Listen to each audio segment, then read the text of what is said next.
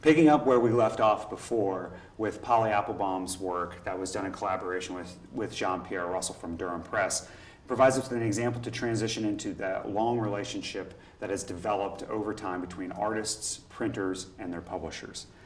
That story really begins from a modern sense, the way we understand it to be today, with this work here and this of the artist and publisher.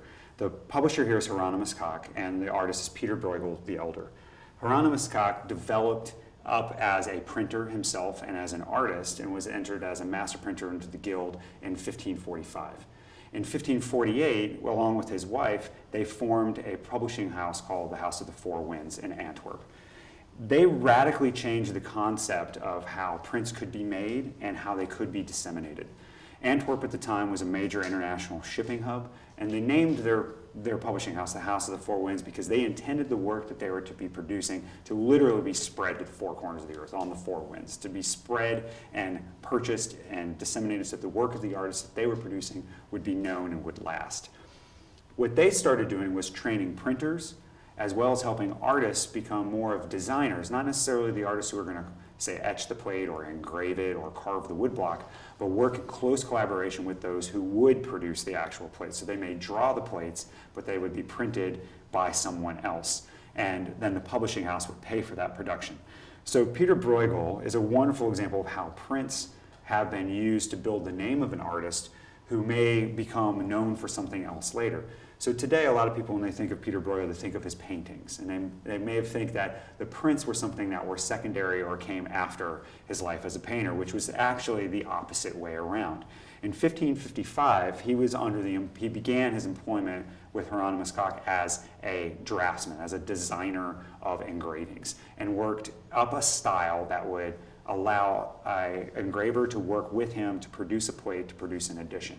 And so he made many, many prints. He made around 70 engravings and a single etching in his lifetime. But that is what built the name of him as an artist in the world, because these prints were scattered around. And after that name recognition was at such an extent, he was able to then afford to be able to be a painter. It was very expensive to be a painter at that time. You had to make all your own paints. You had to source your minerals for your pigments. You had to pay help to be in your studio with you to produce these works. And so once Bruegel's name had a great enough recognition, he was able to make paintings. And to kind of give you an understanding is, by 1562, he had only made 6 paintings.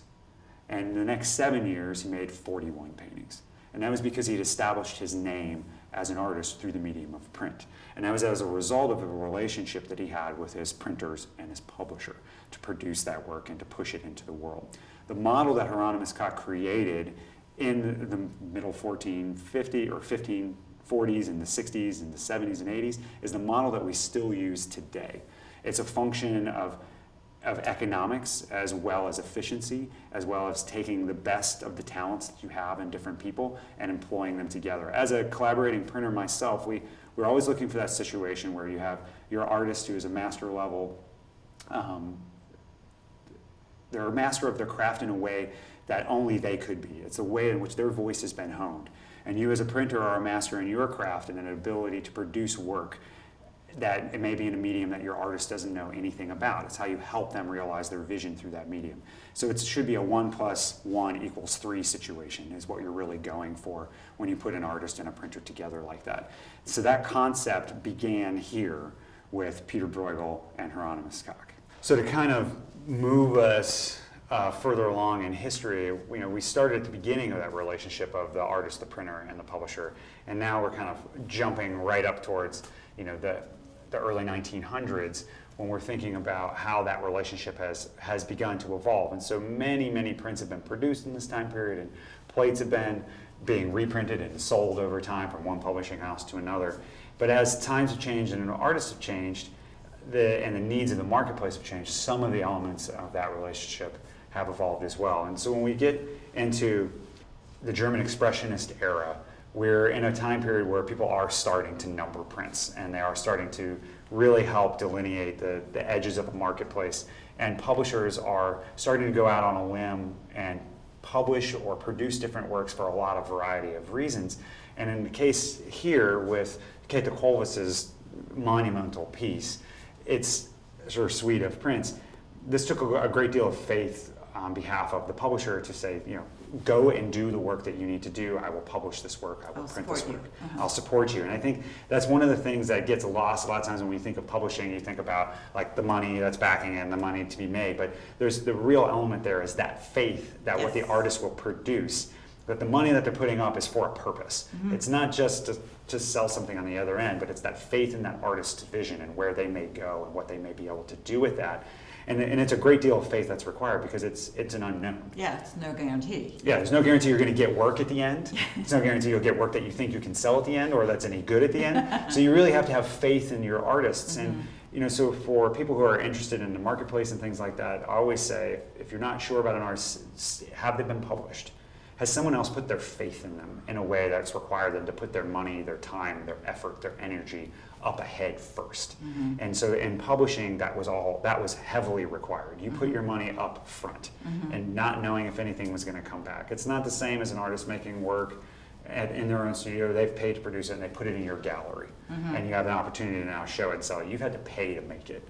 And you've had to commit that time because printmaking, as we've talked about, it's slow. You're working backwards. You have to carve blocks. You have to proof images. You have to make changes. It's not an immediate return process in any way. But what it is a wonderful record and document because it's in multiple that can now be disseminated and it will last. And I think that's a really great way to enter into Kathe Kollwitz's work because as an artist, printmaking was core to who she was. It was what she gravitated towards because its ability to be disseminated. And she really, was making this type of work at a time when things like Cubism was happening and people were really taking art into different directions. And she was really wanting to focus more on a perspective of a woman's experience in the world as well as the experience of the poor and the suffering. And so when we really kind of dive into the social side of things, so she really wanted to document in a different way and wanted to push her viewers to think about an experience and maybe a shared or collective experience, and so some of her work is heavily involved with grieving and some of her work is about loss and some of the work really has that kind of infant mortality or anger associated with all of the hardships of the world. And so she wasn't trying to separate things out. She was trying to put it all in a way that, so it's kind of in that tradition when you think of like sad songs. It's like, what's the point of a sad song? It's to know that you're not the only one who's sad.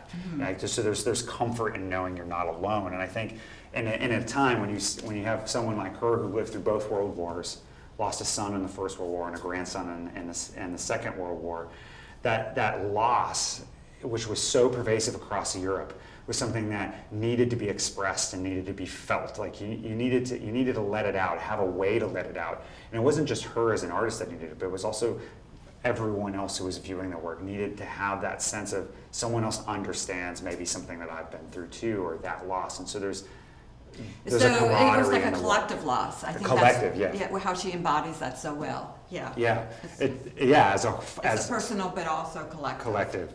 And that's, I think, for a lot of artists, that's a really difficult thing to do, to separate from just your own personal experience that you're sharing, but also connect it to a larger shared experience. Whereas this is based on the personal experience, but then she universalizes it. Exactly, and and being entitled, the war, it's not just the war or the Second World War. It's war in general, and it's that collective loss as the wreckage that is wrought when a war is fought. And the attention is not on the battles; it's on the cost to society. Exactly, which is a wildly different perspective when you think of a lot of the other work that has been done. If you think of Goya's Disasters of War, Otto Dix's Der Krieg, it's all about the war, not the wreckage of it. And so one of the more famous images, the mothers out of this suite, it encapsulates so much of that shared experience of the loss, the fear of the unknown, of what's going to come, what has happened, is framing that fear of what could be happening. And you get all that sense of being held together, but it's a very tight embrace. But also at the same time, there's also that fear of something slipping out or someone slipping away. And so she really captured it in such a gut-wrenching, kind of emotional way, but with also a level of grace and elegance that you rarely see. And when you look at her work with a lot of the other German expressionists, there's an economy of line that she has that is rare amongst her contemporaries, and how much power she can have with a single edge.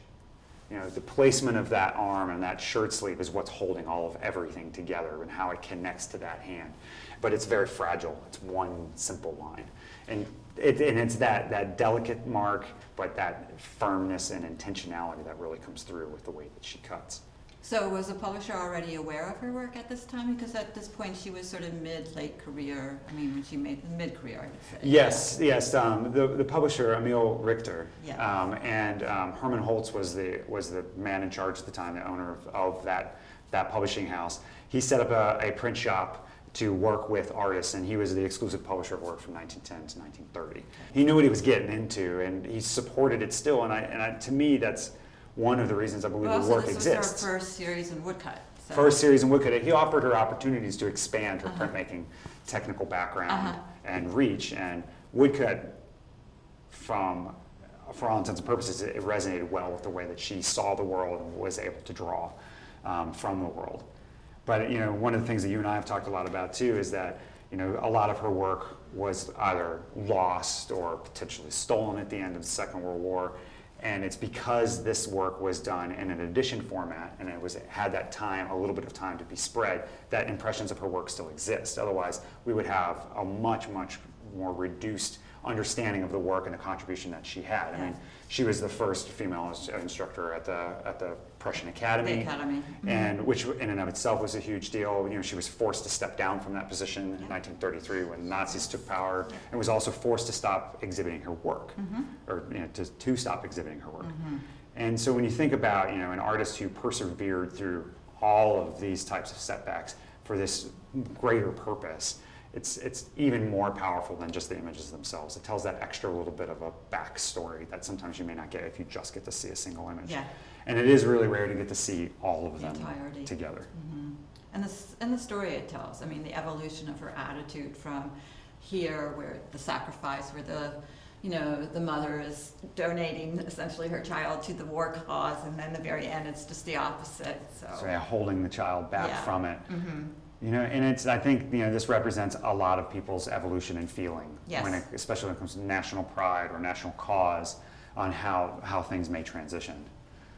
And so in continuing to talk about the relationship of a publisher to artists, one of the more well-known publishers in history was Ambroise Vollard.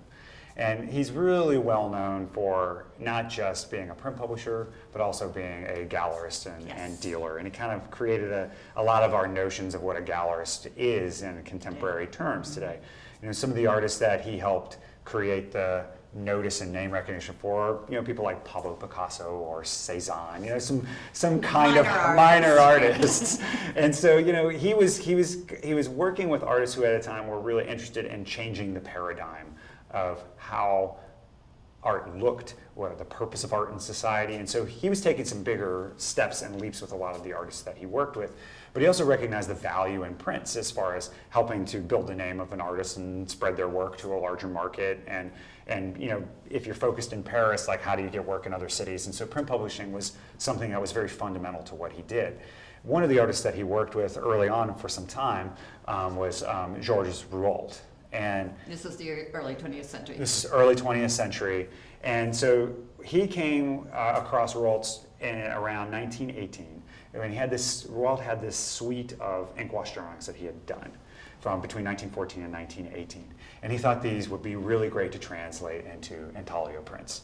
And he, from a publisher's brain, was thinking, these are wonderful, we can translate these into intaglio prints. And he thought that's kind of where it would end. But artists being artists, the plates are all made. And now these are not just a few plates, this is 58 plates. Yeah. And Vollard being the visionary that he was pairing Rouault with an artist to make a 2-volume set. One was to be titled Misery, the other was to be titled War. It was 58 images. Andres Suarez was to be the author who would be paired with him for text. And Rouault, when he gets his proofs back, decides he wants to rework all 58 plates. And then the Second World War breaks out. Vollard passes away, And Rouault is now, he has to get his plates back, and he fights to have these things published, and they were finally published and released in 1948. Wow. So this is a 30-year Yes. process for this artist, from initial starting of drawings to final publication of work, to produce what I would consider to be one of the more powerful and one of the more influential suites of prints of this era, in the sense that there's 58 images. They're really an encapsulation of time and life of Europe between these two world wars. They really encapsulate a lot of, like we were talking with Kollwitz's work, dealing with that human experience. And this portrait of Christ in this particular image really encapsulates that kind of the emotional wearing out and the weight of all of this. It was just like, good Lord, not even just from him as an artist to get this in the world, but what everyone was going through at that time. So this is kind of like an extreme example of faith in a publisher that they have to have in their artists. And when we move on to something like this work here by Pablo Picasso, this is a portrait of Vollard. Yes. And it's from the Vollard suite. Which was a suite of 100 etchings that was commissioned by Vollard for Picasso to produce. And this was completed in 1937, 2 years before Vollard died, tragically in a car accident. And one of the things that I will always, like, to give you kind of a sense of the endearing quality that Vollard had with his artists, is that Picasso was known for saying that there's the most beautiful woman in the world has never been painted, drawn, or expressed more than Vollard. Because so many of the artists that he worked with painted portraits, did drawings of him. He was such an influential figure in their lives. I mean, he's the one who made it possible for them to practice as an artist, to put their work in the world, because he was that person who was the connective tissue. Vollard was the one who connected Leo and Gertrude Stein to people like Picasso and Cézanne. He was that intermediary between a lot of different circles, which really allowed a lot of this work to explode and come on the scene. Yes. And he started with Picasso in the Blue period and Rose period, hung in with him through Cubism, which was more of a difficult thing for him to sell. And when Picasso was interested in revisiting classical themes in the figure, that's when he was like, let's do this as a huge suite of prints, and that's where the Vollard suite came from. Yes. He was very astute and really learned from publishers and publishing history of the past, going all the way back to Durer's publications and Hieronymus Koch, and the value of that work, and that work still being present in the world. And so when he's thinking about what's the legacy of these artists and the legacy that I'm leaving, then that's producing prints ensures that there's this continuing conversation. So he also had this other practice too of not just commissioning artists and working with them, but also then buying whole sets or suites of things that an artist had produced, and that's where we get to Mary Cassatt. And this is a particularly fine impression example of the fitting.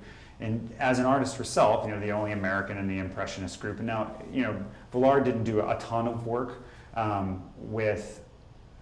He was focused on different artists kind of coming out of Impressionism and were moving towards other things. And for him, Mary Cassatt had paid to produce these herself. And so they were self-made. She worked with the printers in a very intimate way to do all the coloring. Each one of these impressions is slightly different because of the way that color is applied to the plate directly. There's a great deal of dry point in this work that would break down over time. And so some impressions have greater clarity than others. And this one is a particularly clean printing and full clarity of it. So, but what he had done is he came in kind of later in the process, and he actually purchased all of the work for the purpose of having that stock to then be able to sell from. I mean, unfortunately, during his lifetime, he wasn't able to push it, but the fact that he had it all together meant that it had been saved for the next person who came along to be able to then market that work appropriately, and incidentally enough, to market it back to the United States. For American institutions to be able to have a chance at collecting some of her work and really build the recognition of the contribution that she made in this particular field. And this, we've had some discussions about this particular image out of this suite of 10 that she had done, 10 different images, and the interesting dynamic between the seamstress who's doing the tailoring and the more upper class woman who's having this work done, and how we don't get to see her face, but we get to see hers. But then twice. But we also get this kind of back of her head view, which in some ways is the similar view that we're getting here. And so you're getting a commentary on a woman's perspective on how women are perceived amongst themselves and by others at a time when many women were being excluded from the history of art or even the exhibition or a large sale of art. And so this is a particularly interesting example of how she really saw the world in her particular perspective and how she wanted us to start thinking about it and start looking at it as well. So I've always loved this one for that, back of the head perspective on who are we looking at, Who's observing who's observing who, and why. And so there's a lot of questions that get raised with this particular work, and it's a very fine example, and it's nice to have in the collection, especially when you start to see how much you have that connects to a single publisher.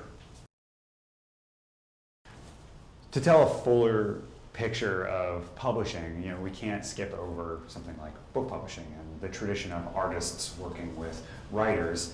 And most people, when you say publishing, they're thinking of book publishing or newspaper publishing, magazine publishing, but not necessarily thinking about fine art publishing.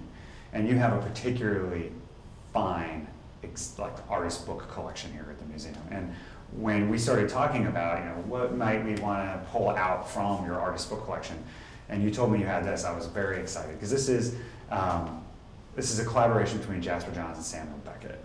It's the Fizzles, and it was produced in 1976, and it was such a important work at that time that it was immediately shown at the Whitney Museum of American Art right after its publication. It was produced by Petersburg Press, and initially, the people at Petersburg had talked to Jasper Johns about doing a collaborative work with Samuel Beckett, and they were thinking it would be nice to do Waiting for Godot.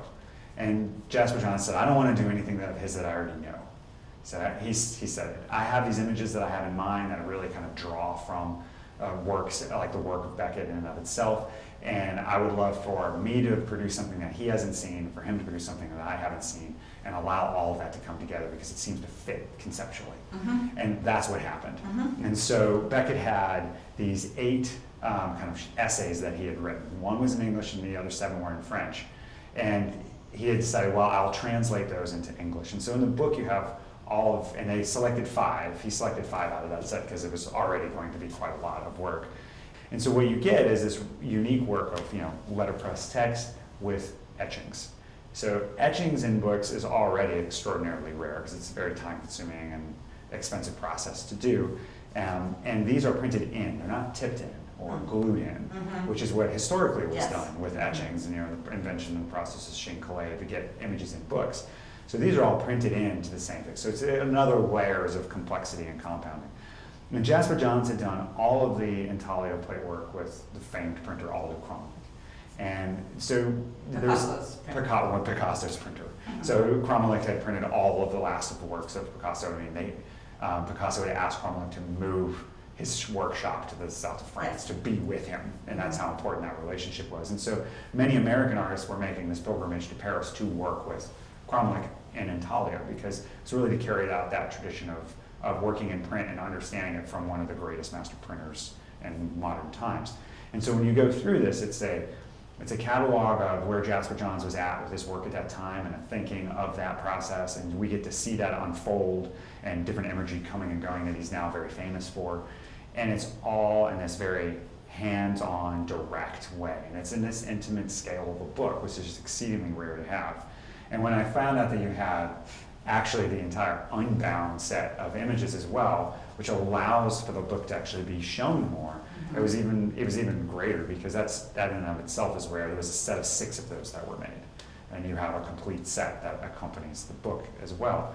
And so for many artists, this became the highest level standard of an artist book to produce. So this was the craziest, most over-the-top, highest quality production of an artist book that had been made to date, and it is still considered the standard by which other artists judge, well, is my book going to live up to this particular impression? And not only is the work good, the writing good, but its an overall presentation is something that's very special. Even the end papers of the book are hand-drawn lithographs by Jasper Johns that were printed by Petersburg Press printers.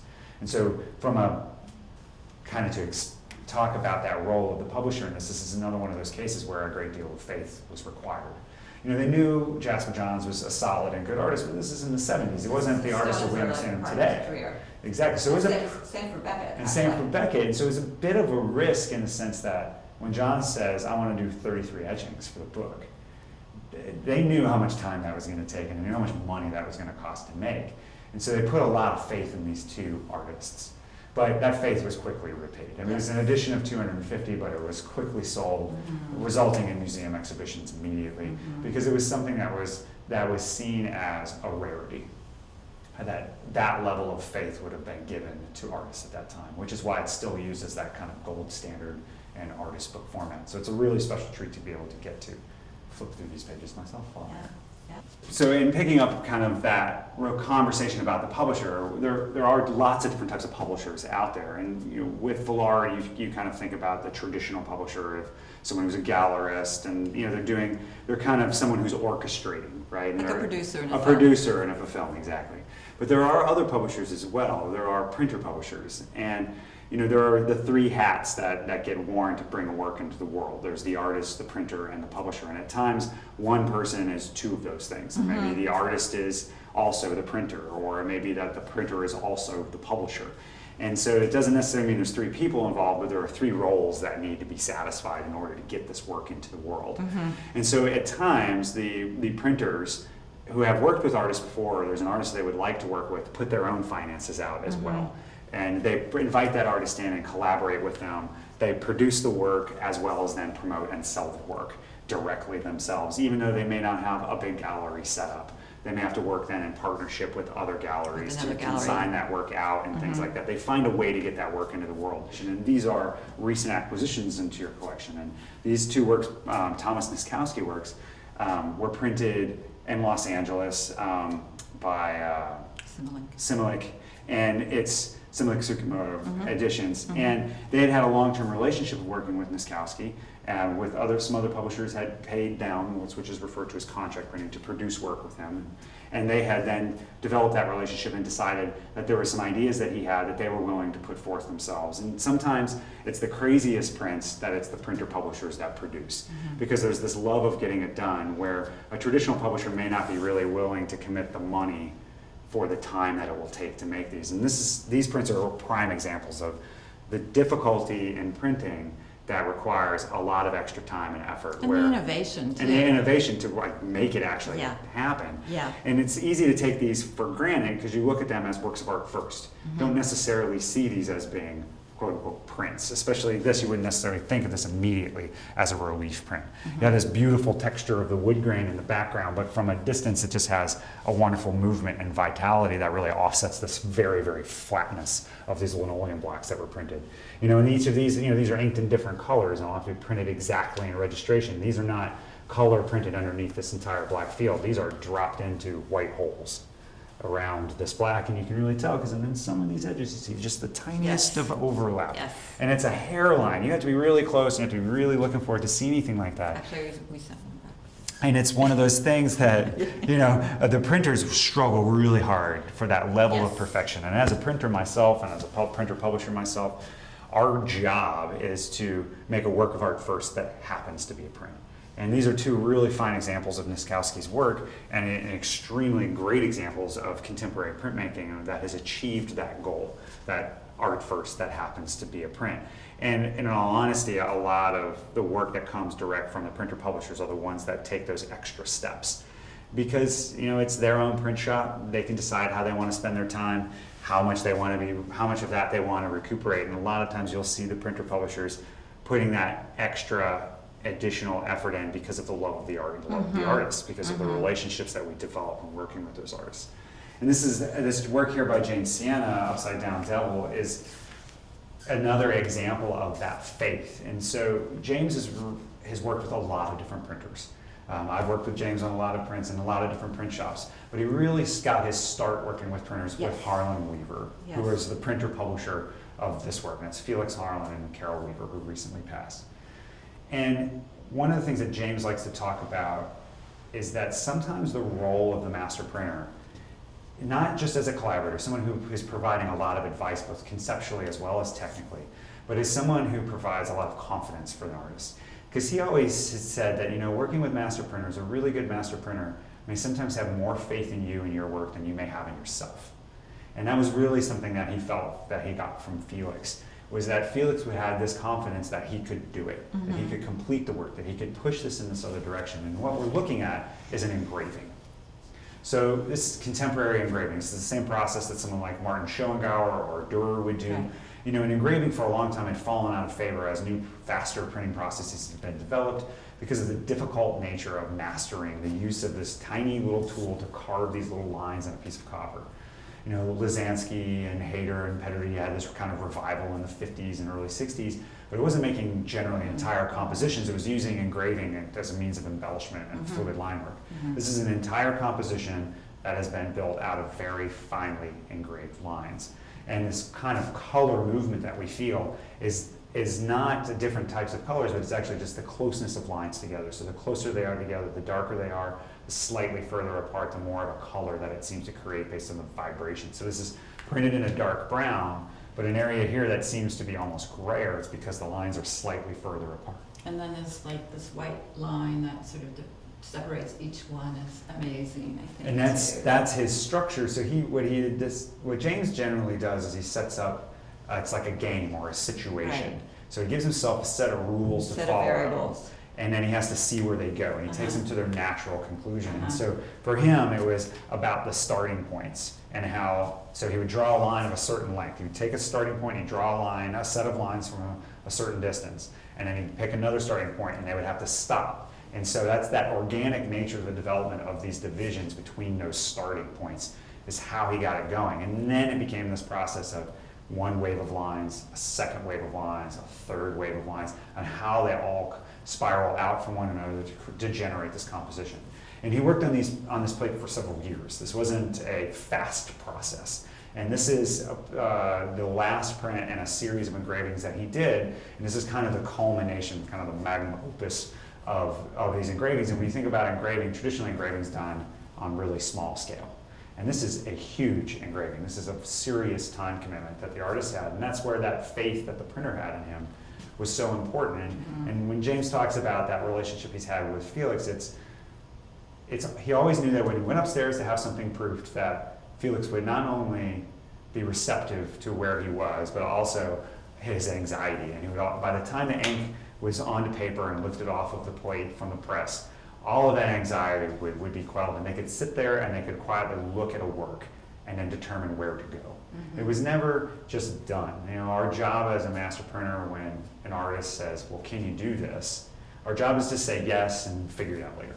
And so when you think about the importance of works in a collection, having an early example, masterwork example from an artist at a time period when they weren't necessarily known is really critical when you start thinking about the larger place and their context and history. And when we think about museum collecting in general, prints are a great way to start collecting artists at the beginnings of their careers. But it also then allows you to collect an artist's thought process over time. Because as they keep working in print, you can buy an additional print and an additional print. You can watch that evolution, much like the work you have of Dürer in your collection, where you can see the evolution of Dürer as an artist through his graphic works. Someone like having a seminal work like this of James's, and as he's aging as an artist and maturing and his practice is evolving, provides that opportunity to continue to add to that conversation. And for me, from a printer's perspective, what we're always interested in is not making more of the same work. Each printer has their own specialties as well as interests and their own backgrounds and experiences, and the artists have their own experiences, and you're bringing all that to the table to see what happens. Exactly. And so anytime you change one of those parties, the thing that happens is going to be different. Because I always tell people, if you've got your image tucked under your arm and this is what you want me to do, then you should go do that in your own studio. I always tell artists to bring the problem you can't solve in your studio into the print shop, because that's a place where you'll be creatively engaged and we have something to offer. If you can already do it in your studio, do it in your studio. That's just not the thing to bring into the print shop. And because then we all have something to work on. We all have a problem to solve collectively, and that's when the prints become collaborative, and that's when they become their best and they have the greatest life and vitality, is when everyone's invested in doing something they've never done before.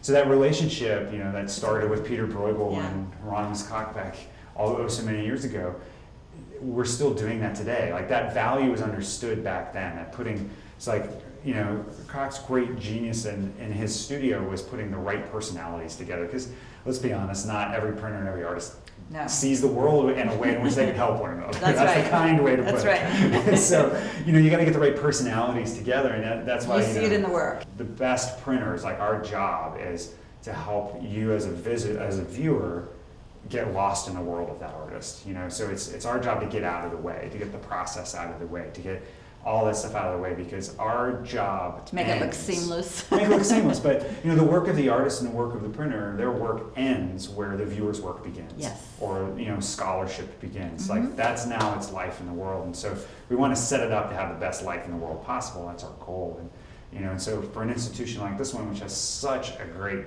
collection of historic works, to then continue to add to it with contemporary works really helps tell a fuller story, not just of the history of a process or of printmaking, but really, you know, the history of us as people. Yes. It's a really great cultural contribution for us to, you know, something I talk a lot about is that, you know, to leave that printed record, that physical record, it helps future generations know who they are because they know who we were. Mm-hmm. You know, we understand ourselves better when we go back and we look at Durer, or we go look at Rembrandt, and because we can understand something about how they saw the world and in their time.